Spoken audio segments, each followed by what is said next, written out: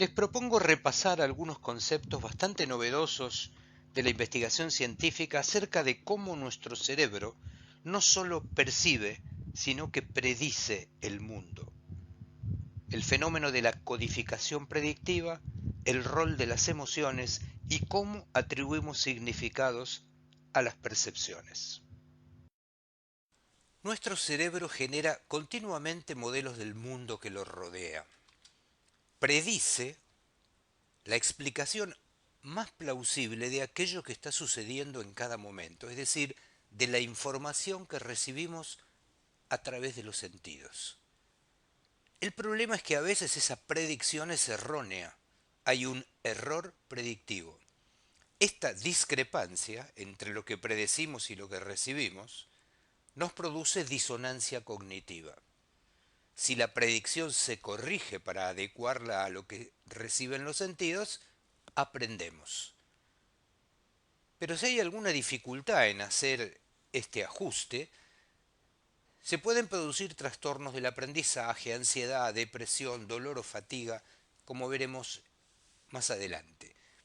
La visión clásica en la que hemos sido educados acerca de la percepción sostiene que las personas experimentamos el mundo en tres pasos simples.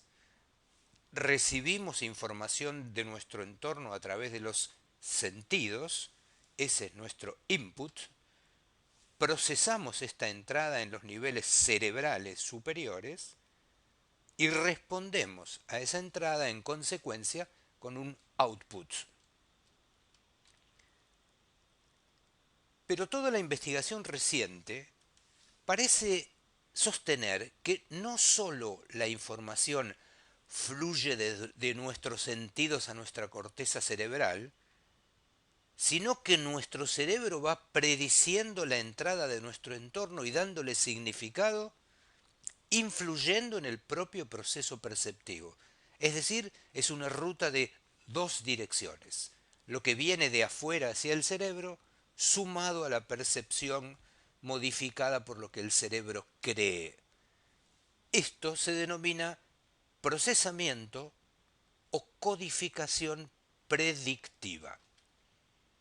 Dice Andy Clark que la experiencia es la experiencia del mundo que esperamos experimentar. También dice que toda experiencia es una forma de alucinación controlada por los datos. Es decir, percibir el mundo es un proceso bimodal que combina de manera sintética el ingreso de señales a través de nuestros sentidos con la experiencia previa que anticipa un significado para aquello que es percibido.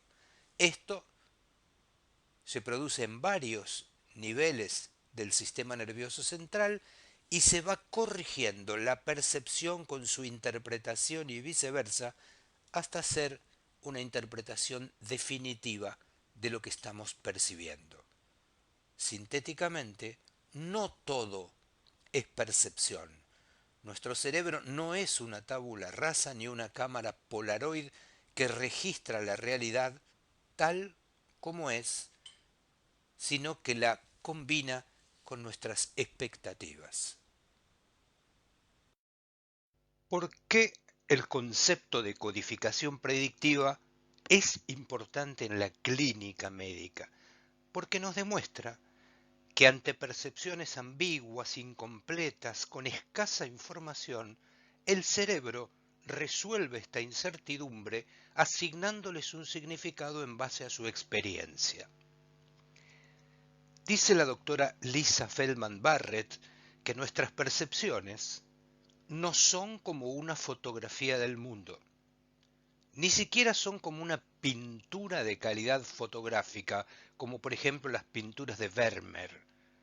Son más bien como un Van Gogh o un Monet, o tal vez incluso como una pintura de Jackson Pollock, es decir, figuras ambiguas, información polisémica e incompleta que necesita apelar a nuestro conocimiento experiencial para asignarle un significado determinado. Podríamos afirmar entonces que el cerebro es bayesiano, registra un estímulo, lo procesa y envía señales para producir comportamiento o conducta. El cerebro hace inferencias probabilísticas sobre el mundo basadas en un modelo interno de su experiencia y de su aprendizaje. Calcula la mejor conjetura posible acerca del significado de los estímulos que percibe. Cuantifica esa probabilidad en base a lo que conoce. En lugar de esperar a tener la información sensorial completa para impulsar la cognición, lo que sería muy peligroso para la supervivencia, el cerebro siempre está construyendo hipótesis, conjeturas sobre cómo funciona el mundo, sobre lo que está ocurriendo en el exterior y en su propio interior, y las usa para explicar las experiencias. Completa los datos que faltan. Por eso el neurocientífico Andy Clark dice que toda percepción es una alucinación controlada por los hechos. Este proceso de codificación predictiva ocurre en distintos niveles del sistema nervioso en una estructura jerárquica. Se recibe una aferencia, se interpreta de acuerdo a la experiencia previa, se comprueba si eso coincide con la percepción o se van corrigiendo los modelos. Esto es válido para la propiocepción, para la representación de los movimientos, para la intero y la exterocepción. Cuando hay falta de correspondencia entre el estímulo y su interpretación, esto se denomina error predictivo y podrá o no ser corregido. En síntesis, podría afirmarse, de acuerdo al conocimiento vigente, que el cerebro es un órgano estadístico y que el modelo de estadística que aplica es un modelo bayesiano. Más allá de lo que cada uno de nosotros pueda creer acerca de cuán racionales somos las personas, nuestros sentimientos corporales predictivos se proyectarán siempre hacia adelante y van a influir en lo que sentimos y en lo que haremos en el futuro. Es decir, nuestra experiencia interpretará la realidad y determinará nuestras acciones. Es una especie de profecía elegantemente orquestada de manera neurobiológica que siempre se cumple a sí misma y que está encarnada en la arquitectura del cerebro. Es, por ejemplo, lo que les ocurre a las personas que interpretan sus sensaciones de manera errónea en el síndrome del miembro fantasma. Hay certeza de la existencia de unas percepciones en un miembro que ya no existe, que ya no forma parte de su cuerpo, pero su codificación predictiva todavía lo conserva. Algunas cuestiones básicas. Un organismo, por ejemplo, bajo estado de amenaza, puede resolver una discrepancia entre lo que predice y el error, es decir, lo que ocurre. Tiene dos formas básicas de hacerlo. Puede cambiar sus predicciones, convenciéndose a sí mismo, por ejemplo, que no tiene dolor, que lo que ocurre no es amenazante, o puede generar una acción protectora, en general motora, para alejarse de la fuente del error de predicción. Ambos recursos pueden ser adaptativos porque le pueden ayudar a resolver una situación.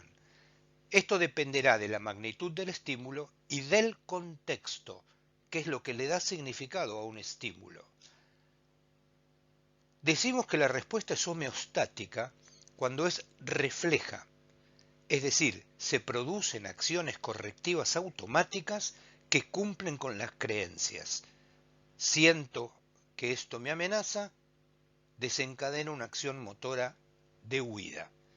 Y decimos que el fenómeno es alostático cuando modifico mi creencia homeostática y la ajusto a los nuevos parámetros. Es decir, creo que esto es amenazado, pero el contexto me dice que no lo es. Y por lo tanto, en cambio de confirmar mi creencia de amenaza, la modifico y aborto mi respuesta motora de huida. Si la acción desencadenada, cualquiera de las dos que acabamos de ver, alostática u homeostática, es adaptativa o desadaptativa, esto para el sistema no se tiene en cuenta porque el proceso regulatorio automático privilegia la homeostasis sobre la adaptación. Esto ocurre muchas veces. Desencadenamos acciones de protector bajo estímulos que creemos que son amenazantes, pero no lo son. Es decir, que la fuerza de la homeostasis, por ejemplo sentir dolor, podría disminuirse y podría modificarse en un espacio cultural a través de un recurso que la medicina usa bastante poco, y es la enseñanza, la pedagogía del dolor, que ayuda a nuestros pacientes a reinterpretar sus estímulos.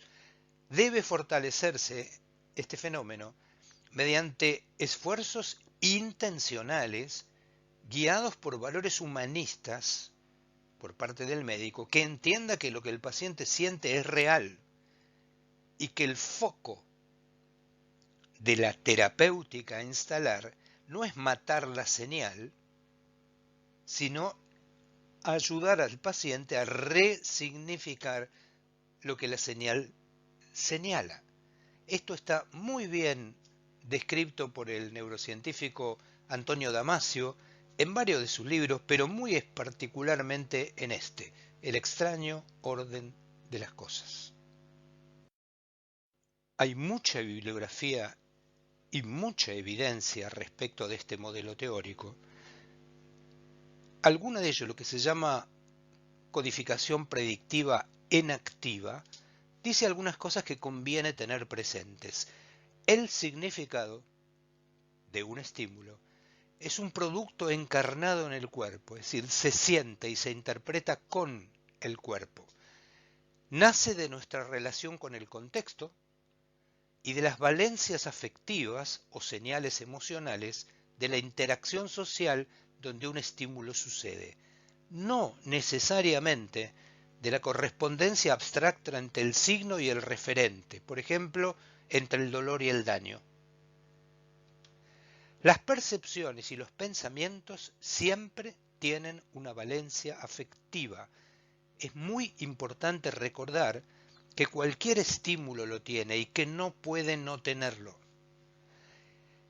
Los estímulos están ponderados emocionalmente y generan básicamente dos tipos de conducta: atracción para estímulos placenteros y repulsión para estímulos aversivos.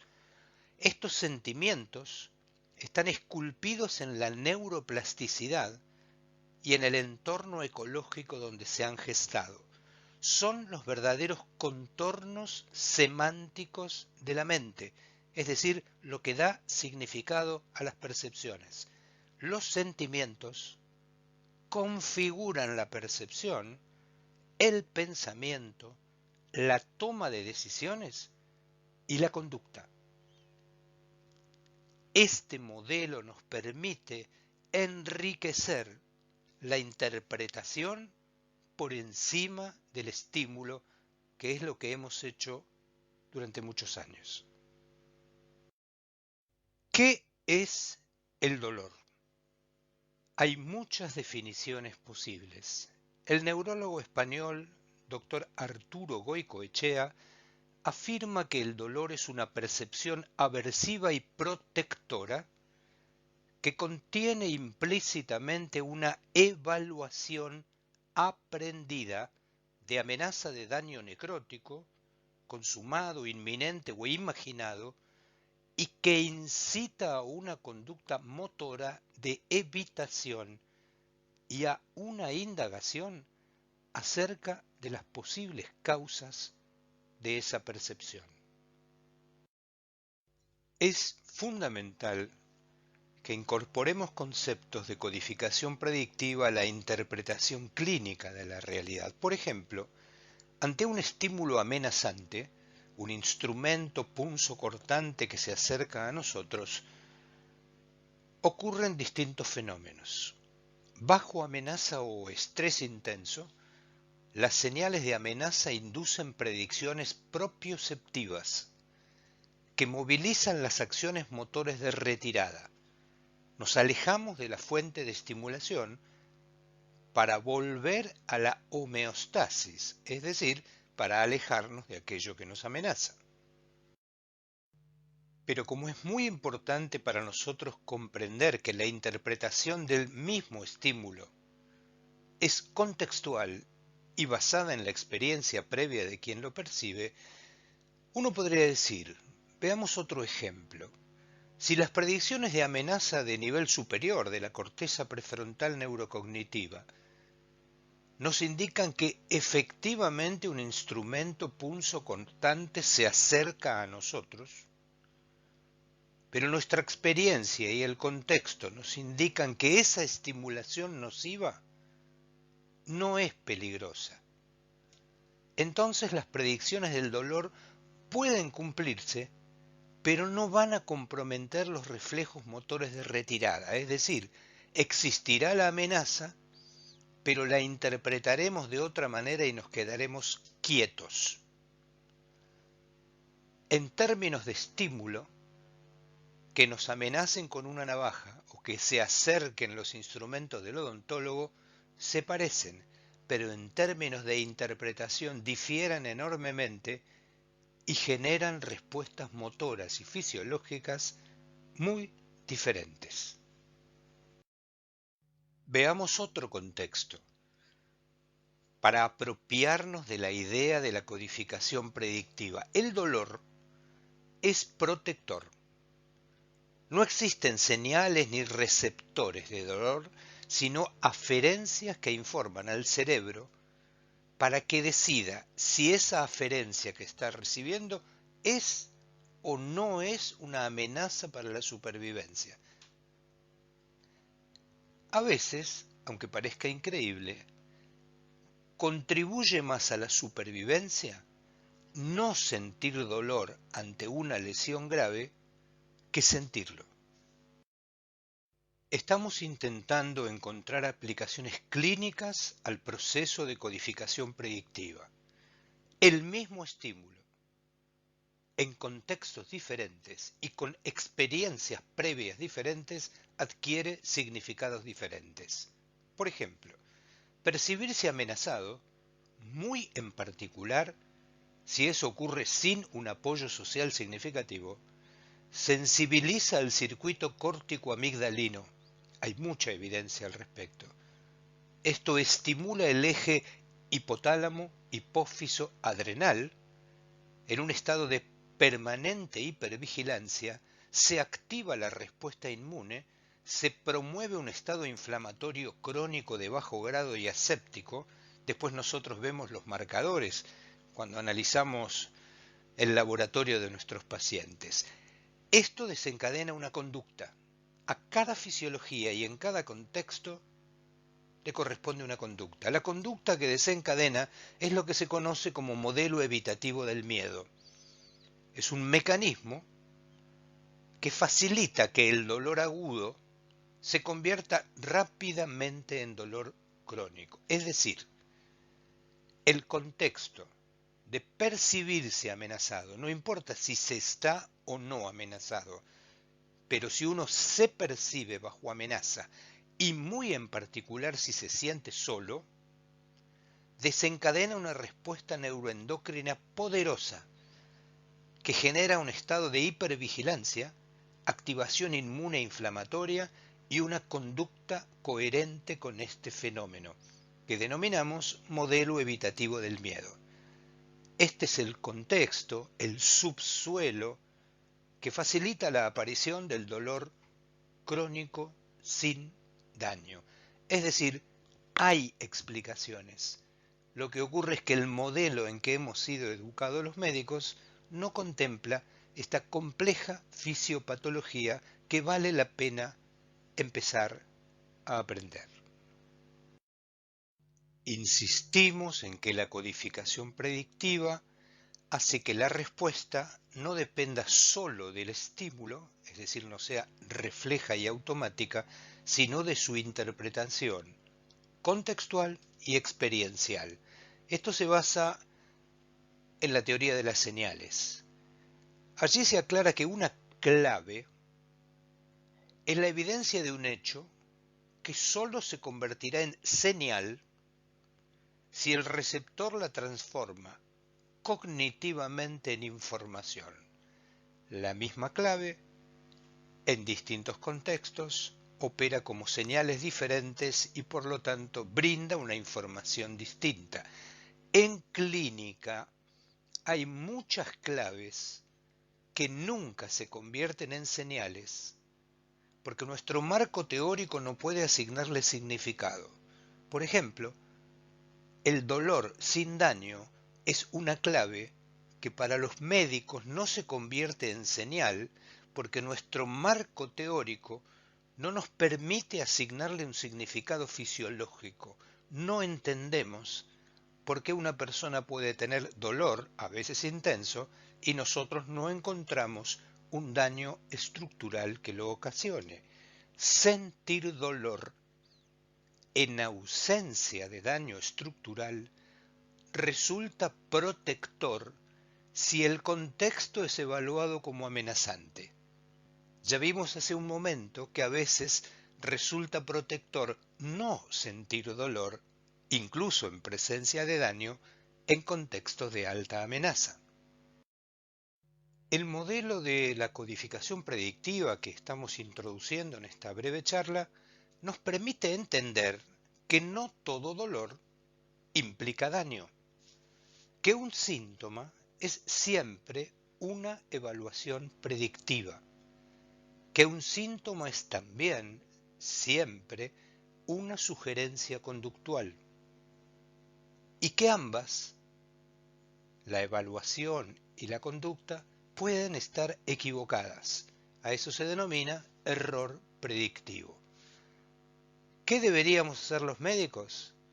Como mínimo, no reforzar el error predictivo de nuestros pacientes, buscando un daño estructural cuando todo indica que ese daño no existe, porque buscarlo profundiza el error predictivo de nuestros pacientes. Recuerden que el modelo de la codificación predictiva se aleja del modelo reflejo automático del procesamiento de información y adquiere una inusitada importancia el modo en que interpretamos un estímulo. Incluso en ciertas ocasiones, como el dolor sin daño, las conjeturas que formulamos acerca de los estímulos son mucho más importantes para el significado de la percepción que el estímulo mismo. El dolor adaptativo siempre conlleva un mensaje, es decir, un significado. Quiere que las personas le demos sentido, que nos movamos o nos quedemos quietos para resolver esa percepción. Es una experiencia fenomenológica. El dolor es una experiencia compleja, es un estado de ánimo en un contexto determinado. Lo que pensamos o interpretamos es simplemente cuál es su localización, su intensidad, sinapsis, química, actividad o inactividad a nivel de los nervios, plasticidad y un montón de otros fenómenos. Así lo ha descrito Louis Gifford. ¿Por qué este modelo teórico es tan importante para pensar la clínica del dolor? Piensen que en un contexto de estrés psicológico es muy probable que todas las aferencias sean interpretadas como amenazantes y se conviertan en dolor. Esto genera una respuesta motora muscular que restringe el grado de movimiento, lo que a su vez genera un daño estructural en las partes blandas a través de la debilidad muscular y de la atrofia de los tejidos, lo que deprime la función y cierra el perverso círculo vicioso del dolor. Los pacientes quedan atrapados en un círculo vicioso que parte de la interpretación de una aferencia como dolorosa y de la respuesta motora que genera una conducta adaptativa de evitación que a su vez sí produce un daño estructural que perpetúa el cuadro. Posiblemente indicar reposo en estos cuadros sea precisamente lo que no hay que hacer. Cuando los estímulos aferentes son interpretados como dolor y se organiza la neuroplasticidad a través de lo que se conoce un atractor, toda aferencia similar será experimentada de manera equivalente. Sin embargo, si la misma aferencia no se organiza desde el punto de vista de la neuroplasticidad como un atractor, será interpretada como un ruido trivial y el paciente experimentará la aferencia con otro significado sin ingresar en este perverso círculo del dolor crónico. Si logramos apropiarnos de este marco teórico, nos va a resultar sencillo entender que no necesariamente sentimos dolor porque lo percibimos directamente desde el cuerpo periférico. Sentimos dolor porque anticipamos, predecimos que estamos sufriendo bajo amenaza. Se predice mediante la integración de las aferencias sensoriales, pero también de las experiencias previas y de las señales del contexto. La experiencia surge de la inferencia de que el cuerpo se ha desviado de constantes fisiológicas saludables, es decir, es una interpretación. El dolor crónico refleja la altísima precisión que las personas que lo padecen colocan en las hipótesis o conjeturas interpretativas respecto de lo que su sensorialidad les informa. Variaciones leves o inofensivas en los inputs interoceptivos en determinados contextos que en una persona sana serían tratadas como mero ruido, incitan a inferir erróneamente que esa aferencia es dolor. Esto permite comprender por qué dos acontecimientos que son biomecánicamente semejantes pueden tener una valoración diferente. Para alguien es dolor y para otra persona es otra cosa. Lo que hay que corregir entonces es el error interpretativo de amenaza, porque si no lo hacemos, se constituye a través de la neuroplasticidad un atractor. Se normaliza esa interpretación y toda aferencia semejante será interpretada de la misma manera. Esta mochila que traen los pacientes a la consulta por dolor está cargada de interpretaciones de ciertas claves o pistas somáticas y de falsas amenazas. Por eso el rol del médico es, más que solicitar estudios de imágenes buscando un daño estructural, indagar acerca de las causas que organizan la experiencia, este bucle evaluativo, emocional, motor, tisular y cognitivo solo puede ser detectado mediante una entrevista profunda y narrativa evaluando la historia personal de nuestros pacientes. Y nuestra intervención terapéutica, a través de la pedagogía del dolor, como la llama el neurólogo español Arturo Goicoechea, puede desactivar estos atractores neuroplásticos. Pero peligro, también puede confirmarlos en la búsqueda furiosa de un daño estructural que no existe.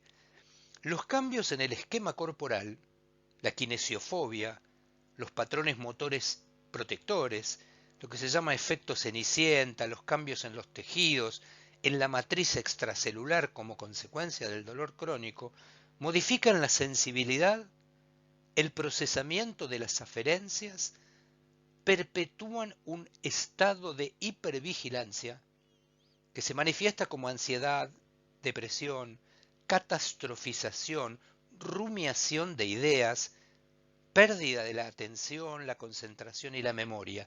Hay todo un contexto que se instala rodeando la experiencia del dolor crónico. Algunos aspectos sobre los patrones de protección, la conducta motora. Se producen cambios en el comportamiento mecánico, en la actividad muscular, se reorganiza el movimiento para adaptarse a un dolor que ya ha estado establecido. A corto plazo eso puede tener cierto beneficio si es que hay un daño o una lesión real. Pero hay consecuencias negativas a largo plazo, porque los patrones motores evitativos disminuyen la libertad, la amplitud y la variabilidad del movimiento, disminuyen las trayectorias del movimiento y las complejidades de los movimientos. El miedo al dolor cambia los patrones motores. El tejido que está al servicio de una valoración interpretativa de amenaza es un reflejo de esa interpretación. El sistema nervioso central participa a través del sistema inmune en la regulación de la inflamación crónica, que a su vez contribuye a perpetuar el dolor. La denervación sensorial, por ejemplo, inhibe la expresión inflamatoria en las enfermedades articulares, es decir, esto demuestra cuál es el mecanismo. El doctor Goicoechea lo describe con mucha claridad en muchos de sus textos. Reducir a corto plazo el dolor, reduciendo el movimiento, refuerza positivamente un error predictivo. Se refuerza la sensación de amenaza. Se aprende que uno tenía razón. Hay un peligro. Pero a largo plazo, y si no hay un daño tisular verdadero, estos comportamientos se refuerzan y conducen y perpetúan el dolor crónico y la discapacidad. Esta repetición, este atractor neuroplástico de ciclos sensorio-motores desadaptativos, genera cambios estructurales en el sistema nervioso que se hacen definitivos. Podemos llamar a esto sensibilización.